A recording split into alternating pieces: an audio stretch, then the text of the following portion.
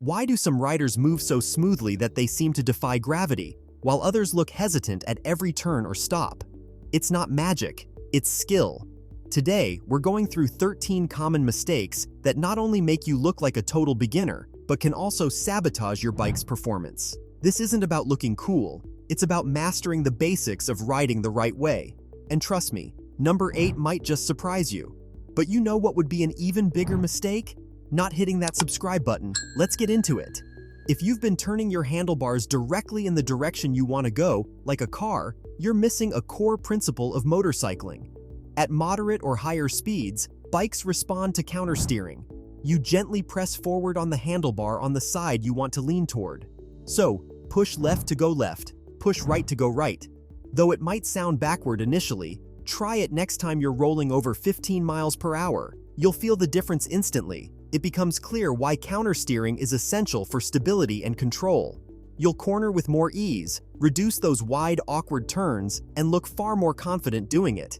Ever feel your bike fight back when you try to steer like a car? That's your motorcycle's natural geometry resisting. By learning countersteering, you work with your bike instead of against it. One of the most common mistakes riders make is target fixation, and it can catch you off guard. When you stare at a pothole, a curb, or any obstacle, you're actually more likely to hit it. Why?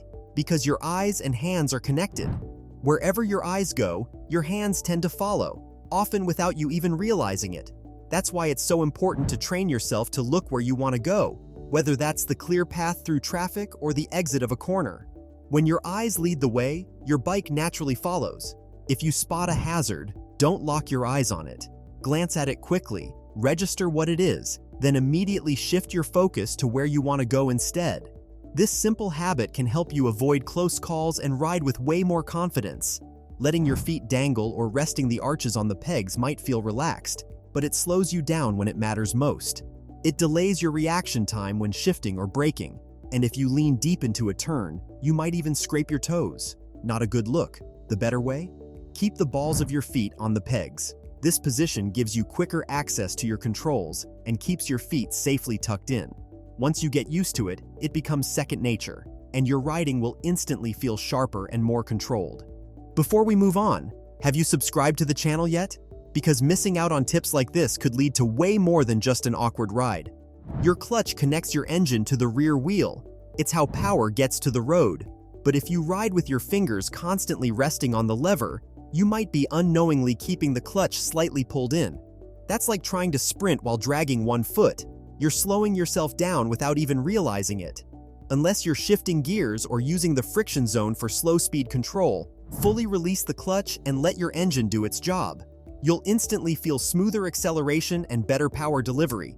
In parking lots or tight traffic, it's okay to keep a couple of fingers near the lever. But when you're riding at normal speeds, let go and give your bike the full power it's meant to have. Snapping the throttle open or shut makes you look and feel out of control. Smooth throttle control is key to balanced riding. It keeps your suspension steady, traction strong, and your ride predictable, especially in corners or slippery spots. Think of the throttle like a volume knob, not a light switch. Roll it on and off gently. Jerky inputs can spin the rear tire or make the bike lurch. Need quick speed? You can twist it fast. Just do it smoothly. Quick and smooth go hand in hand when you're riding with control. Relying only on the rear brake is a classic rookie move. Many riders avoid the front brake out of fear, but that's where most of your stopping power comes from, up to 90%, thanks to the weight shifting forward. The smart play? Use both brakes, with more pressure on the front. Gently squeeze the front and lightly tap the rear for smooth, controlled stops. Worried about flipping? Don't be. Modern bikes and proper technique make that super unlikely. Just apply the front brake gradually, not suddenly, and you'll stay safe, stable, and in full control. Shifting into neutral at a red light might seem like a nice break, but it puts you at risk. If the driver behind you isn't paying attention and doesn't stop in time, you need to be able to move fast. And if you're in neutral, that split-second delay while you find first gear could cost you. Instead, stay in first with the clutch pulled in, just like a runner in the starting blocks. You're ready to take off instantly if something goes wrong. If you need to relax your hand, fine, but only for a moment. Then get back into first and keep an eye on your mirrors. That little habit could save you from a serious accident. Sure, riding in shorts and sneakers might feel great in hot weather, but it's a bad idea. Even a small crash at low speed can lead to serious injuries if you're not wearing proper gear. At the very least, you should have on a helmet, gloves, a jacket with armor, riding pants, and boots. Modern gear isn't just about safety, it's designed to be comfortable too.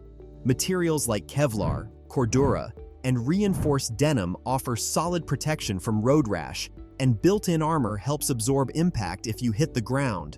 On top of that, good gear protects you from wind fatigue, flying debris, and temperature swings, so you stay focused on riding, not on staying comfortable.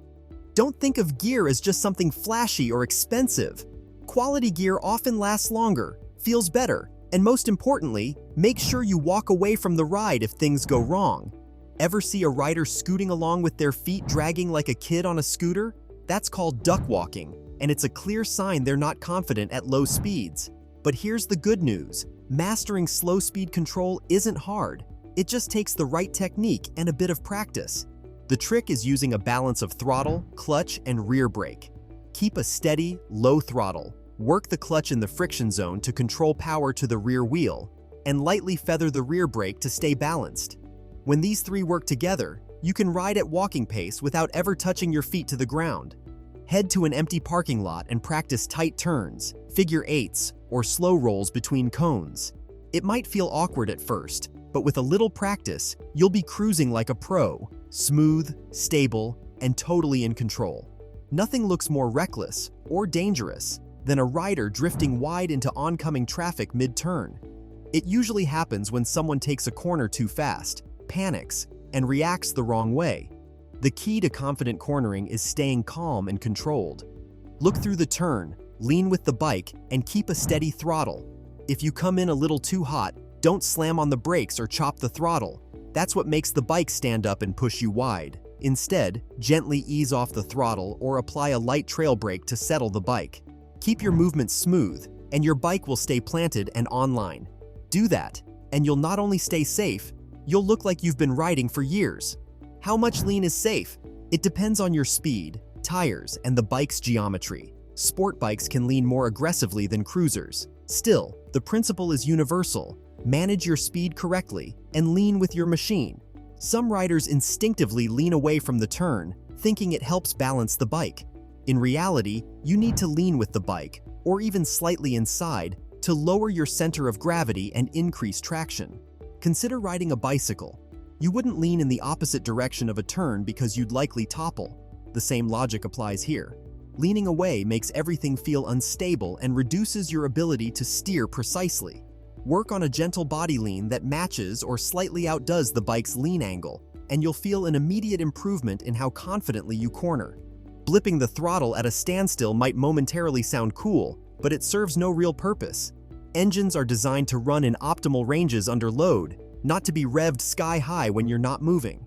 Excess revving wastes fuel, adds wear on engine components, and can make you look like you're just seeking attention.